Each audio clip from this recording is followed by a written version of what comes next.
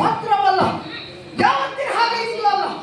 ಯಾಕಂಬಲ್ಲಯ್ಯ, ಯಾವಾಗ ಮಹತ್ಕಾರ್ಯವನ್ನು ದುಷ್ಟೊಬ್ಬನನ್ನು ಮಾಡುವಬೇಕೆಂದಿದ್ದರೆ ನಾವಿನ್ನು ಜೊತೆಯಾಗಿ ಹೋಗುತ್ತಿದ್ದೆವು. ನನ್ನ ಮೇಲೆ ಬರುತ್ತಿದ್ದೀರಿ. ಆದರೆ ಈಗ ನಾನು ಮನೆ ಹೋಗಿ ಅವನಲ್ಲಿ ಯುದ್ಧ ಮಾಡಬೇಕು. ಇದು ನನ್ನ ಪರಾಕ್ರಮವನ್ನು ತೋರಿಸಲು ಈ ಸಕಾಲ ಎಂಬ ಹಾಗೆ ಇನ್ನು ತಡವ್ಯಾಕೆ ಅಪ್ಪಣೆ